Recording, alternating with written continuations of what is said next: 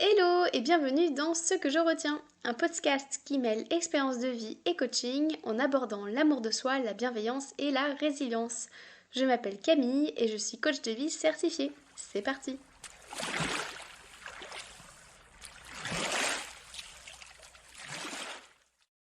Dans ce sixième épisode, je souhaite t'expliquer ce que je retiens de notre mariage 7 ans plus tard. Ce mois-ci, ça va faire 7 ans que je me suis mariée. 7 ans déjà, j'en reviens pas, comme le temps passe vite. Ce dont je veux te parler aujourd'hui, c'est la manière dont moi je l'ai vécu. J'adore organiser et préparer des événements, alors je pensais que ce serait un plaisir d'organiser notre mariage.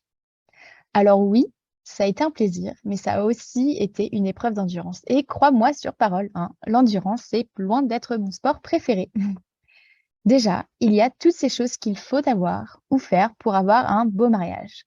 Porter une robe, se faire maquiller, avoir un gros bouquet de fleurs, faire plaisir à ses invités, avoir beaucoup d'invités, lancer le bouquet, inviter ses amis, inviter les amis de la famille, inviter des gens que tu ne connais pas, mais pour faire plaisir aux parents et grands-parents, sans oublier la pièce montée, j'en passe et des meilleurs.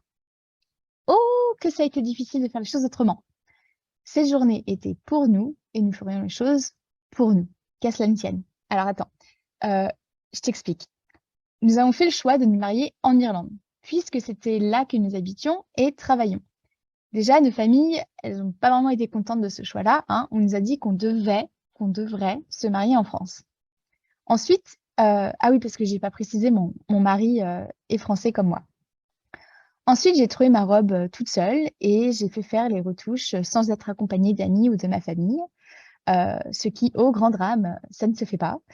Je me suis maquillée moi-même le jour J, donc j'ai c'est pareil, hein, j'avais pas un maquillage, de qualité, professionnel, en plus, je me suis maquillée de la même manière que je le faisais au quotidien, donc absolument rien de waouh, de voilà, j'étais juste, moi. Mon bouquet était composé de 5 fleurs, chaque fleur coûtant 1 € pièce, donc voilà, pareil, j'ai pas, fait péter le budget, pour des fleurs. Ah oui, puis d'ailleurs, en parlant de fleurs, j'ai pas du tout lancé mon bouquet. Ah et aussi, bah, pas de pièces montées, hein. À la place, on avait choisi des cupcakes. Et ça fait beaucoup de 1. Puis, bah, pas de vin d'honneur, hein, non plus. On avait fait le choix de pas avoir de vin d'honneur. Ensuite, en ce qui concerne les invités, nous étions 41.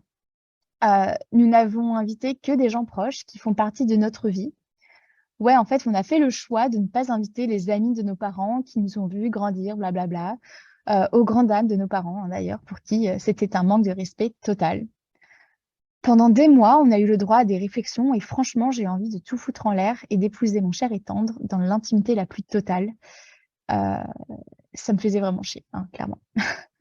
Alors, qu'est-ce qui m'a fait tenir? Bah, le besoin de vivre cette journée pour nous. Je savais que se marier était une étape importante dans notre vie. On voulait se sentir libre de l'organiser à notre façon. On ne voulait pas repenser à cette journée avec de l'amertume ou en voyant toutes les contraintes imposées et subies. Toutes ces attentes que les gens avaient pour notre mariage, on a fait le choix de ne pas y répondre. Quand je repense à notre mariage, je me rappelle de ces moments de rire quand on s'est dit oui, oui, oui, oui, oui, du bon repas, de danser avec nos proches et le sentiment de liberté totale d'enfin choisir mon nom de famille. Je n'ai absolument aucun regret, je ferai tout pareil. Les invités nous ont dit que c'était un beau mariage et ils nous en reparlent encore aujourd'hui avec des mots tendres. Même si nous n'avons pas répondu à toutes leurs attentes, nous avons mis beaucoup d'amour à organiser ce mariage pour qu'il plaise aussi bien à nous, en fin de compte, et à nos convives. Nous l'avions fait sur le thème de l'Irlande pour qu'ils voyagent un peu et comprennent pourquoi est-ce que nous vivions dans ce pays. Nous avons mélangé les traditions culinaires françaises et irlandaises pour satisfaire les palais du plus grand nombre. Et nous avons eu le temps de parler avec tout le monde car nous étions en petit nombre et ça, c'était vraiment ce qu'on voulait, passer du temps avec nos proches en ce jour de célébration. Alors, ce que je retiens de notre mariage 7 ans plus tard, c'est qu'une attente n'est pas une obligation. Je le répète, ce n'est pas parce qu'une personne aimerait que tu fasses quelque chose que tu dois le faire. Sinon, ceci s'appelle donc une obligation. Et le Larousse définit une obligation comme étant un devoir, une contrainte imposée par des règles morales, des lois sociales. c'est un impératif. Chaque personne sur Terre a le droit d'avoir des attentes, mais nul ne doit y répondre. Notre rôle n'est pas de répondre aux attentes des gens, il en va de la responsabilité individuelle de répondre à nos propres attentes. Quand une personne aimerait que tu l'appelles chaque semaine, tu n'es pas obligé de le faire. Si cette personne a vraiment envie d'avoir de tes nouvelles, elle est grande, hein, elle peut t'appeler elle-même. C'est ce qu'on appelle s'affirmer. La psychologue Mathilde Cordier explique que s'affirmer, c'est être capable d'exprimer ce que l'on ressent, donc nos émotions, ce que l'on veut, nos besoins, nos désirs, et ce que l'on pense, nos pensées, nos opinions, etc.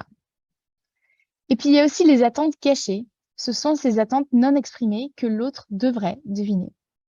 Bah non, hein. Mon rôle, c'est pas de jouer au détective non plus. Il en revient à chaque personne de communiquer sur ses attentes, mais aussi de ne pas attendre que l'autre fasse notre boulot à notre place. Et tout ceci est vrai pour nous aussi. Tu as le droit d'avoir des attentes, mais personne n'est obligé d'y répondre. Et je conclurai là-dessus. Donner à l'autre la responsabilité de remplir nos besoins, c'est prendre le risque qu'ils ne soient jamais remplis. Alors, que peux-tu faire face aux attentes plus ou moins cachées qu'on a pour toi? Eh bien, voici quelques pistes. Prends conscience que ce que la personne aimerait, ça la regarde. Il s'agit de ses besoins, de ses envies par rapport à sa vie à elle. Demande-toi ce que ça te coûterait ou t'apporterait de répondre à cette attente.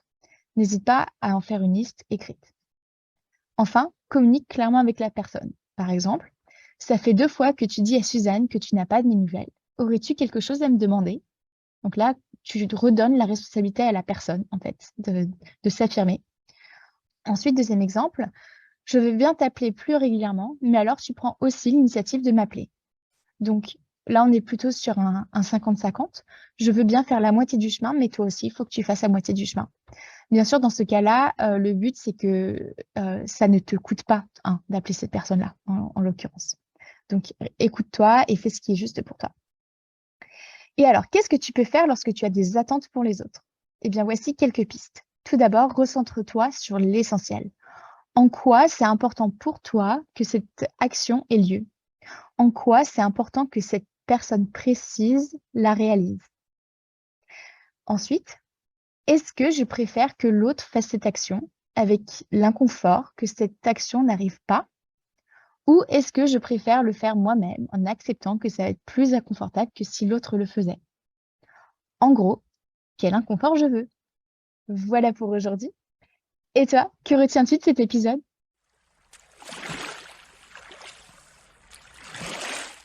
Merci à toi d'avoir écouté cet épisode jusqu'au bout.